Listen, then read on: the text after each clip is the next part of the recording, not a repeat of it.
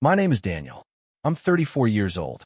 And a week ago, I lost my wife, my house, and the life I thought I had all in a single day. If you're reading this, I need you to understand something. I didn't see any of it coming. No warning. No big fight. No dramati gudvie. Just one sentence. You're not coming on the cruise. By evening, my house was empty. And I still don't know which part hurts more. The betrayal, or the fact that I might have deserved it. But I'll let you decide. Because when you hear everything, the marriage, the small lies, the strange behavior, the phone call I wasn't supposed to hear, and the final message that broke my reality, you'll understand why I'm writing this now. Alone in a cheap motel room, with no idea where my wife and my son are. So let me start from the beginning. I met my wife, Laura, 8 years ago. She was the kind of woman who filled a room without trying. Loud laugh, sharp tongue, warm hands, the type who made you feel chosen just by looking at you. I was quiet back then, introverted, safe, predictable, and she liked that, or at least I thought she did. We married fast. Within a year, we had a small house in the suburbs, 2 floors, a little garden, a kitchen she insisted on painting yellow because happy homes need happy colors. A year later, our son was born, Ethan, and for a while, I thought I had one life, a stable job in IT, a loyal wife, a beautiful kid, a house with a yellow kitchen. I was proud of that life, maybe too proud, because I didn't notice when things started shifting. It began small. Laura started going out more. Girls' nights, weekend brunches, gym sessions that lasted suspiciously long. When I asked, she'd roll her eyes and say, "Daniel, I'm not dead. I'm allowed to have a life." And she was right. So I swallowed the doubt. Then came the cruise idea. One evening at dinner, she said casually, "My sister invited us on a family cruise this summer. All-inclusive. Ocean view. It'll be good for Ethan." I smiled. Sound great. But she didn't smile back. She hesitated, just for a second, then said, "It'll be good for us." I didn't think much of it at the time. But over the next weeks, something fell off. She booked everything herself. She didn't show me the reservation details. She kept her phone face down. She started whispering when she took calls on the balcony. I told myself I was paranoid. After all, I trusted my wife. Or at least, I thought I did. 3 days before the cruise, I came home early from work. Unexpectedly, the house was quiet. Too quiet. From the hallway, I heard her voice in the bedroom. Soft. Intimate. Not how she spoke to her friends. I froze. Then I heard a man's voice on speaker. I couldn't make out every word, but I clearly heard this. "Laura, he doesn't know yet." "Man, and he won't, right?" "Laura, no. By Friday, it'll be done." My heart started pounding. I stepped forward. The floorboard creaked. Silence. The call ended instantly. When I walked into the bedroom, she was sitting on the bed, phone in hand, smiling too quickly. "Oh, you're home early." I asked the simplest question I could. "Who was that?" She didn't miss a beat. "My sister." A lie. I knew her sister's voice. And this was not it. But I didn't confront her. Not yet. I needed proof. I needed to be sure I wasn't destroying my own marriage over suspicion. So I waited. And that was my mistake. The day before the cruise, I asked, "So what time is our flight tomorrow?" She looked at me. Not lovingly. Not nervously. Just blank. And then she said, "Daniel, you're not coming." I laughed, because I thought it was a joke. She didn't laugh back. "I'm serious," she said. "I'm going with Ethan. Alone." I felt my stomach drop. "Why?" I asked. She sighed, like I was a child who didn't understand something obvious. "Because I need space. And because this trip is for family. My family. Aren't I your family?" She looked away. And in that moment, I knew the cruise wasn't the real story. It was just the beginning. That night, I barely slept. I didn't know yet that by the next evening, my son's toys would be gone. My closet would be half empty. The yellow kitchen would feel like a stranger's house. And my phone would light up with a single message that shattered everything I believed about my life. But that comes next. Because the worst part of betrayal isn't the moment you're hurt. It's the moment you realize it was planned. I didn't confront her that night. Not because I was calm. Not because I accepted it, but because something inside me whispered, "If you push now, you'll lose everything before you even understand what's happening." So I stayed quiet. I lay next to my wife, staring at the ceiling, listening to her breathe, wondering when the woman I married had turned into a stranger wearing her face. Morning came too fast. At 6:20 a.m., her alarm went off. She got up immediately. No running, no slow waking. Already dressed, already packed. I sat up. "You're really doing this?" I asked. She didn't look at me. "I told you. I need this." I watched her walk into Ethan's room. Heard her gently wake him. Heard his sleepy laughter. It hurt more than any argument could. Because she wasn't taking just a trip. She was taking my son. I followed them downstairs. Suitcases by the door. 2 large ones. 1 small. Not 3. I stared. "Where's my bag?" I asked. She didn't even pretend anymore. "You're not coming, Daniel." Ethan looked between us. Confused. "Daddy, are you coming later?" he asked. I opened my mouth. No words came out. Laura stepped in. "Daddy has to work. We'll send him pictures, okay?" Ethan smiled, and my heart broke silently. They left. Just like that. The front door closed. And suddenly, the house felt enormous. Empty. Wrong. I stood there for a long time, staring at the yellow kitchen walls she once painted for happiness. I didn't cry. Not yet.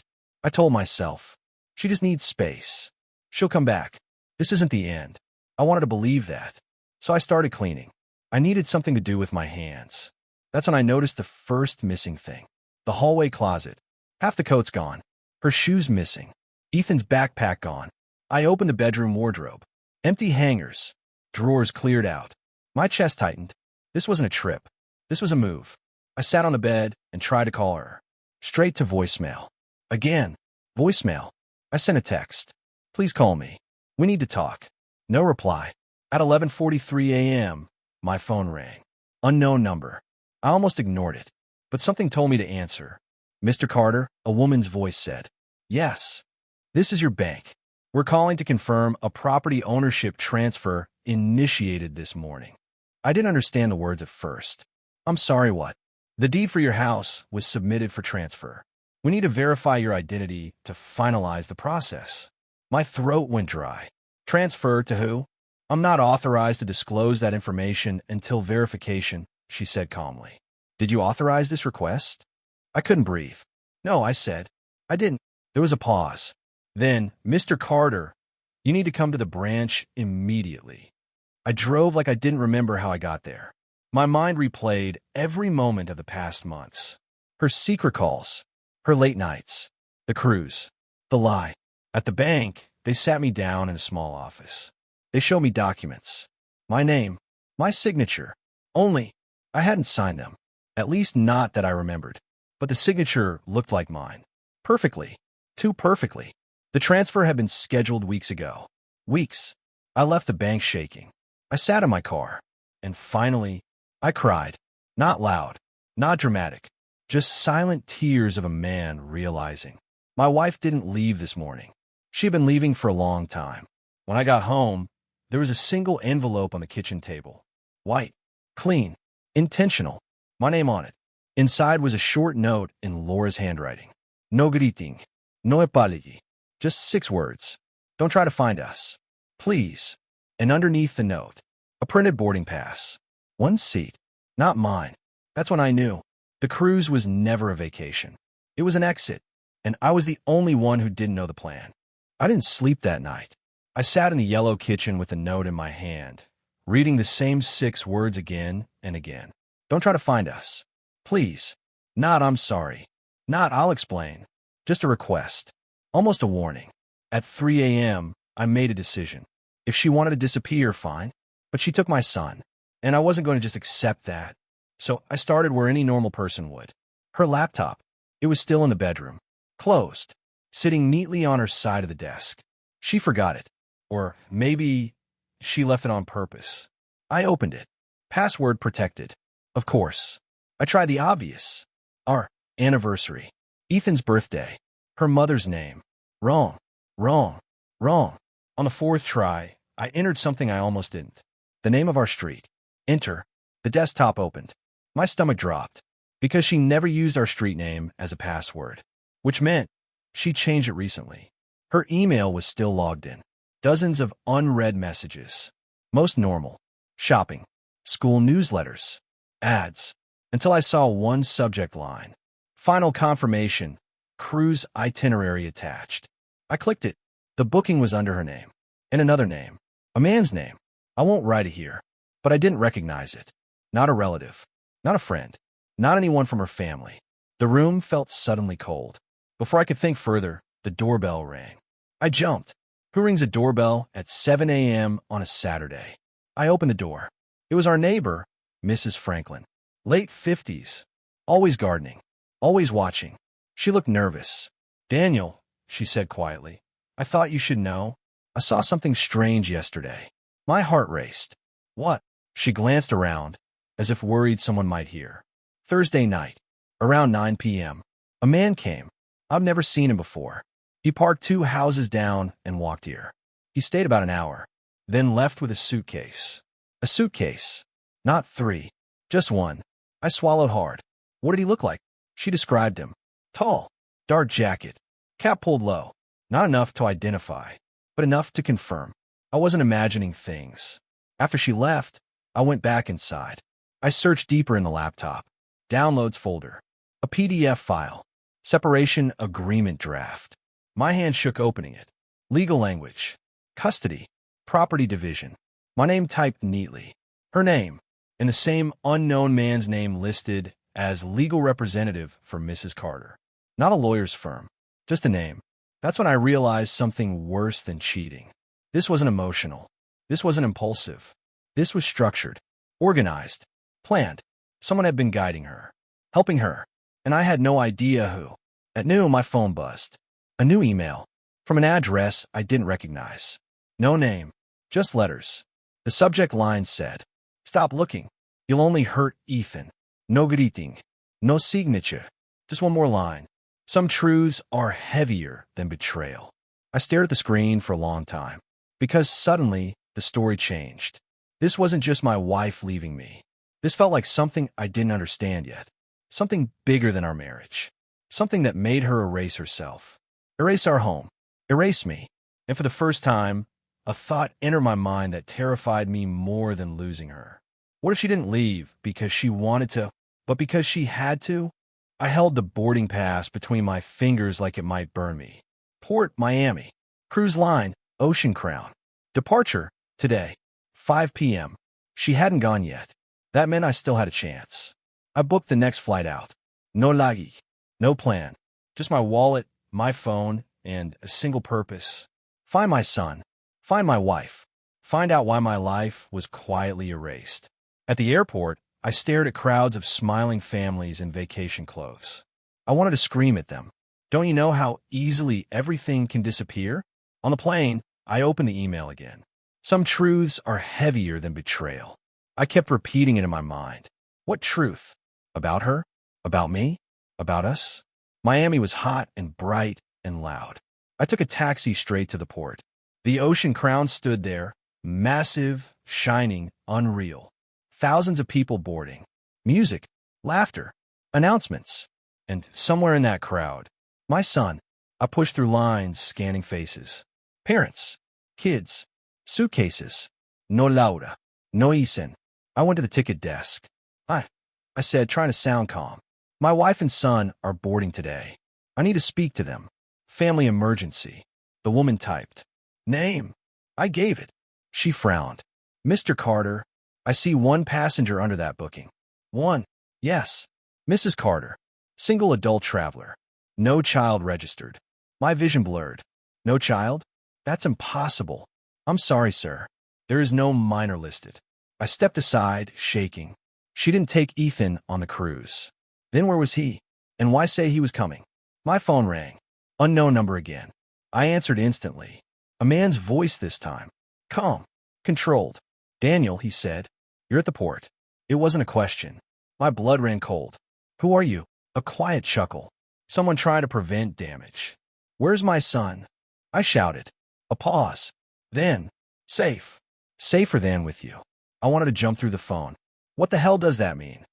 The voice stayed calm. You don't remember, do you? Remember what? Another pause. Longer.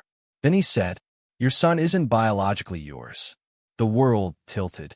I sat down on a concrete bench. People walked around me, laughing, dragging suitcases, eating ice cream. And my life shattered in silence. That's impossible, I whispered. You think that, the voice said. Because you signed a birth certificate without asking questions. Who are you? This time he answered. My name is Marcus Hale, and Ethan is my son. I couldn't speak, couldn't think, couldn't breathe. Laura didn't leave you for me, Marcus said. She left to protect him. From you. I felt anger rise like fire. I've never hurt my son. Another small laugh. Not physically, but you were never meant to raise him. Why? And here his voice dropped, almost sympathetic, because the truth about Ethan's conception would destroy your family. And she chose silence over destruction. Before I could respond, the call ended. I called back. Disconnected. I stared at the cruise ship again. Laura wasn't boarding. The cruise was a distraction. A false trail. To buy time. To move pieces. To vanish cleanly. I realized something then. I had been chasing the wrong question. Not, why did she leave? But, what truth is so dangerous that my entire life had to be erased to hide it? I flew back home that same night. Not because I gave up, but because I finally understood something important. Whatever Laura was hiding, it started long before the cruise. And the answers weren't in Miami. They were in the house she erased. I entered the house at 2 a.m. The silence felt different now. Not just empty, complicit, like the walls had been keeping secrets for years. I went straight to her old desk. I pulled every drawer.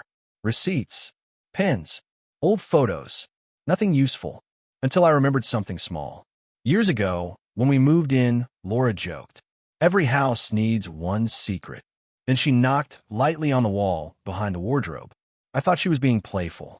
I didn't laugh this time. I pulled the wardrobe away from the wall. There it was, a small metal panel, with a keypad. My heart pounded. I tried our anniversary. Denied. Ethan's birthday. Denied. Then, without knowing why, I entered my own birthday. The lock clicked. Inside was a stack of documents. And a flash drive. On top of everything, a manila folder. With a label in Laura's handwriting. Daniel, read if everything falls apart. My hands shook opening it. The first page was a letter. Not emotional. Not angry. Carefully written. Controlled. Daniel, if you're reading this, then I failed to leave quietly. I need you to listen carefully. Ethan is a miracle, but his existence began with a choice that was never yours to make. 8 years ago, before we met, I participated in a fertility research program. I was told it was anonymous, ethical, safe. I didn't know until after Ethan was born that the program belonged to a private group, one that tracks children conceived through their genetic line. When I married you, I believed love could overwrite origin. I was wrong. They found us. They demanded control. I chose to disappear rather than let them take him by force. Marcus Hale is not your enemy. He is Ethan's biological father, and part of the group that created him. If you love Ethan, do not follow us. Some truths are heavier than betrayal. I sat on the floor for a long time, reading the words again and again. Fertility research program. Private group. They found us. They demanded control. This wasn't adultery. This wasn't a normal betrayal. This was something that began before I existed in her life. I opened the rest of the folder. Medical documents, clinic records, DNA reports, and one photo. Laura, younger, standing in a clean white room. Next to her, a man. Tall, dark jacket, cap pulled low. Marcus Hale. On the back of the photo, a handwritten note. They promised he would never come looking. I plugged in a flash drive. One video file. Laura sitting in our yellow kitchen, looking directly at the camera. Eyes red from crying. Daniel, she said, if you're watching this, I'm already gone. I am sorry, Eli. I'm sorry I broke our family. But Ethan was never safe once they reactivated the program. They don't see him as a child. They see him as an asset. If I stayed, they would have taken him anyway. I chose the only path where he lives free. Please don't search. Please don't involve police. Please don't trust Marcus. And Daniel, I did love you. That part was real. The video ended. I sat there in the dark, in a house that wasn't mine anymore, holding a truth I never asked for. I didn't know what to do. until I noticed something else in the safe. A second envelope, not in Laura's handwriting, in block letters, addressed to me. Inside, only one sentence. If you've read her lies, come alone to the old pier tomorrow at midnight. No signature. I didn't sleep, because at that point, there was only one way left forward. The pier was almost abandoned at midnight. Only the sound of water hitting wood. Only the wind. Only a single flickering streetlight. I walked there alone. No police. No friends. No plan. Just the envelope in my pocket. And a father's fear in my chest. A figure stood at the end of the pier. Hands in pockets. Dark jacket. Cap pulled low. Exactly like Mrs. Franklin described. Marcus Hale. You came, he said. I want my son, I answered. Marcus shook his head slowly. You want the truth. Be honest. I wanted to punch him. Instead, I said, start talking. He stepped closer. Ethan is part of a lineage project, Marcus said. Private funding, genetic selection, intelligence markers, psychological stability, resistance to disease. I stared. You're talking about my son like he's a product. That's exactly what he is, Marcus replied calmly. And so are dozens of others. My fists clenched. Laura carried him. I raised him. He calls me dad. And that's why she chose you. Marcus said, you're stable, non-violent, predictable, a safe environment for early development. I felt sick. So, my marriage was a placement? Marcus didn't answer, which was answer enough. Where are they? I asked. Marcus looked out at the water. Safe. Off-grid. With people who understand the responsibility. You mean your group? Yes. I took a step forward. I'm calling the police. Marcus smiled slightly. You won't. Why not? He pulled out his phone. Show me a screen. A live video feed. Ethan sleeping in a small bed. Laura sitting beside him, brushing his hair back. My legs almost gave out. If anything happens to me, Marcus said quietly, that location disappears. Forever. And you'll never see them again. I felt trapped. Cornered. Small. Why tell me all this? I asked. Why not just disappear? Marcus looked at me for a long time. Because Laura demanded it, he said. She said you deserve to know the truth. Even if it broke you. He stepped closer. And now, Daniel, you have a choice. He held out a folder. Sign a relinquishment form. Give up all legal claim to Ethan. Walk away. Start over. Forget this ever happened. And if I don't, Marcus's voice hardened. Then you become a risk. And risks are removed. I stared at the folder. At the pen. At the man who had built my life like an experiment. And at the memory of my son calling me daddy in the morning. I wanted to tear Marcus apart. But violence wouldn't save Ethan. Impulse wouldn't save Laura. Only patience. Only strategy. So I did something Marcus didn't expect. I took the pen. And I signed. His eyes widened slightly. Good choice, he said. He turned to leave. Then I said, one more thing. He paused. I smiled. You think I'm predictable. Safe. Non-violent. I stepped closer. But you just taught me something important. What's that? Marcus asked. That my entire life was a lie. I leaned in. And people who lose everything have nothing left to fear. Marcus didn't reply. He just walked away into the darkness. I stood alone on the pier. But this time not broken. Rebuilt. With a new purpose. Because I wasn't chasing a wife anymore. I wasn't chasing a marriage. I was coming for the people who built my son like a product. And one day, Ethan would know the truth. 3 years passed. No messages. No calls.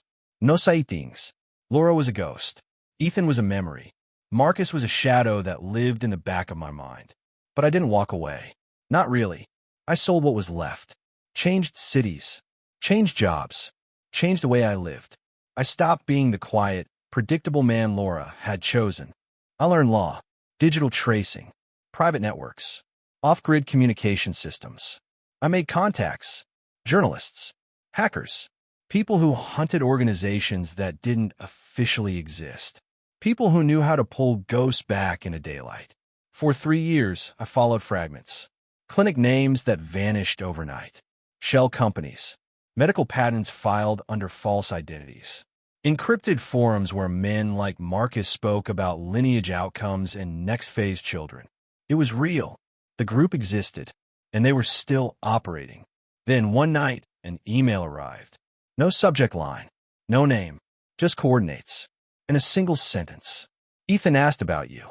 I drove for 6 hours to an abandoned coastal town. Fog. Salt in the air. Broken streetlights. At the edge of the town stood a small house. Warm light in the windows. A child's drawing taped to the glass. A stick-figure family. 4 figures. One was clearly me. I knocked. The door opened. Laura stood there. Older. Tired. Alive. For a moment, we just stared at each other. Then she whispered, "You came." Inside, Ethan sat at a small table, doing homework. He looked up and smiled. Not a stranger's smile. Not confused. Just recognition. "Daddy," he asked. My knees almost failed. I walked forward slowly. He ran to me, wrapped his arms around my waist. Like he never left. Laura closed the door behind us. "No one followed you?" she asked. "No," I said. "Marcus?" I asked quietly. She shook her head. "He lost influence. The group fractured.